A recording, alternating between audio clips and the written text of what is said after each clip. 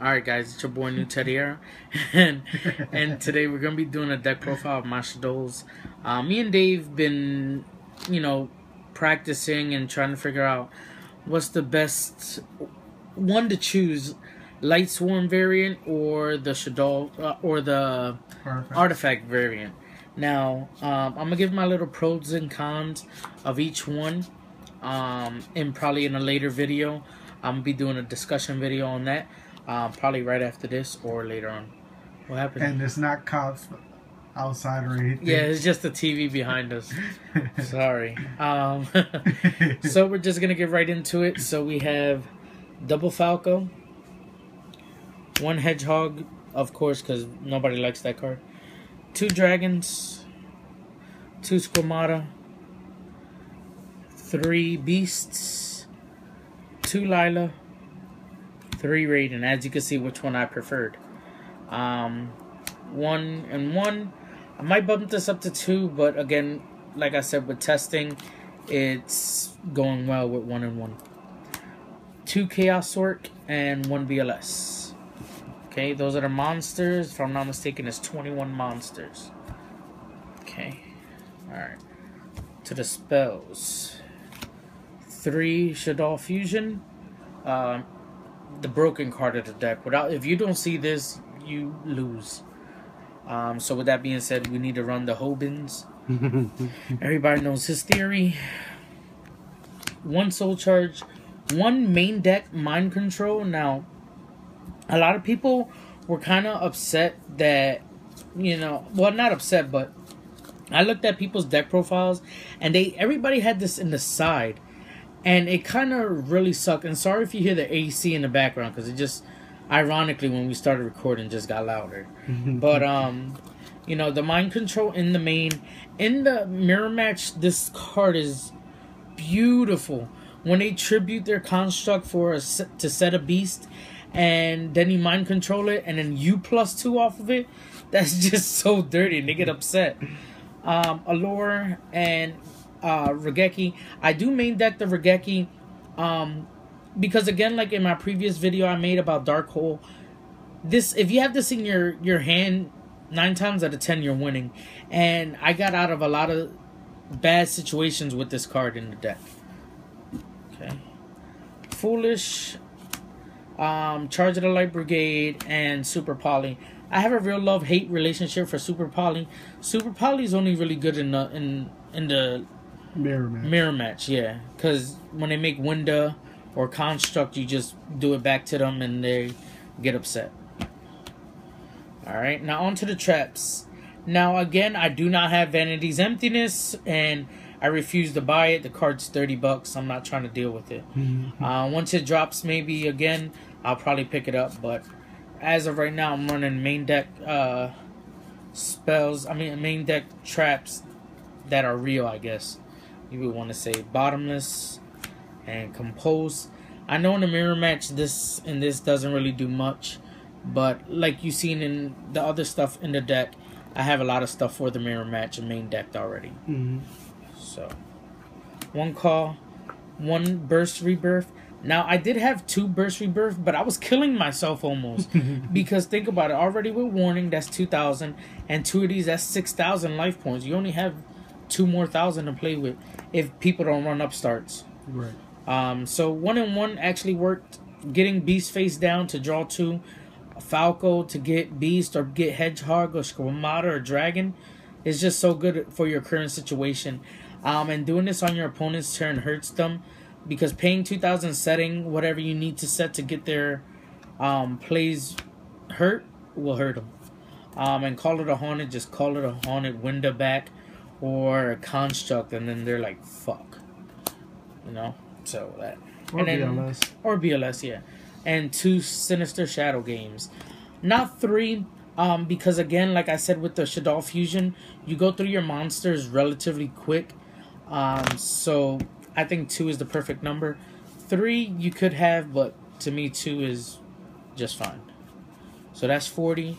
Now we're going to go into the extra deck. Now, we do have a proxy because we're waiting for it to come in, but, I didn't feel like waiting to do the deck profile. So, double Winda, triple construct. I know a lot of people are be like, why you're running triple construct? The reason being is just for the mirror. That's all it is. And a late game construct is hurtful. It's devastating. Yeah, like your opponent really can't do it much. Honor Arc, Castell, and Dweller. Dweller against all the mirror match, really the mirror match. Stellar Knights, things like that, so that's real good against.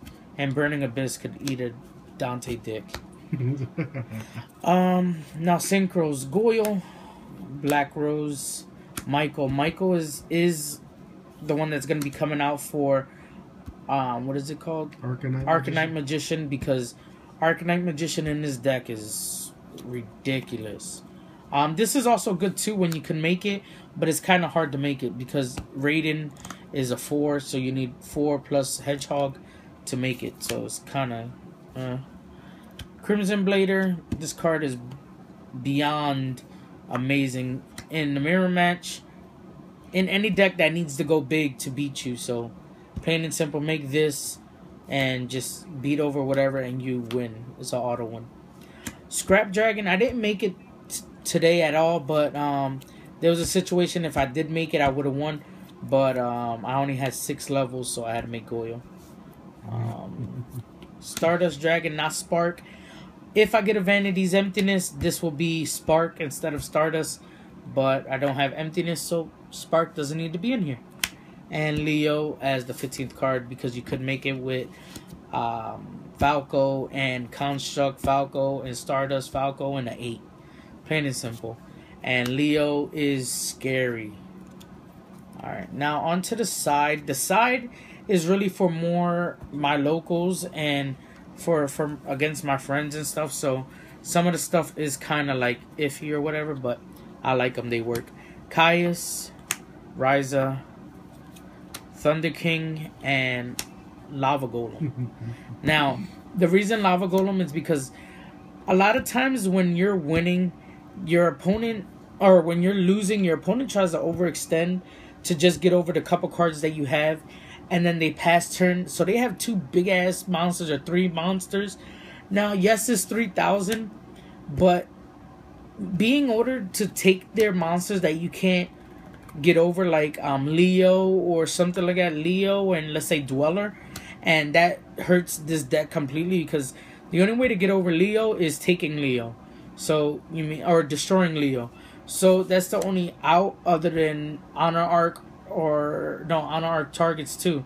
So you mean it's kind of hard to get over that. So having this and putting this in game 3 hurts, because a lot of times with Shaddolls, we go into time, so making this in time, you win because you're giving them first damage. And because of these, and I run dragons, I mean at Beast at 3, I run 2 the Storm, the Monarch Stormforth. This card wins so many games. Taking their monster that they only have on field, tributing their monster, and then summoning a Caius or Ryza and put something stupid on top is just makes it so good. 3 MST for Floodgates. 2 Mallycat for Floodgate as well. This card, I talked about this before. I love this card sided. And 2 Rivalry of the Warlords. Now, I know this kind of contradicts itself with Mallycat and Rivalry. But again, with Mallycat, sometimes don't, if you have the Mallycat, don't set that, of course. I mean, it's just simple. And then in certain matchups, you might not need this. Or certain matchups, you might not need this, or vice versa. So, I still think the card's too good. So, for my locals, this is what this is for. So, you guys could copy it, I guess. And I know this is kind of similar to all the other decks that have been out there. Because Shaddolls is very cookie cutter, let's say that. There's only 1 or 2 cards that you could take out of the deck. And again, I don't have Vanity's Emptiness, so that's why mine's a little different. I could say mine is a little more budget for people, because Emptiness is $30, $35. And yeah. So I hope you guys enjoyed. Stay tuned for the next video. We might be having Dave's deck profile up. He's running a deck that's fun. So We might be having that, or we'll have the discussion video next. Alright, guys. Peace.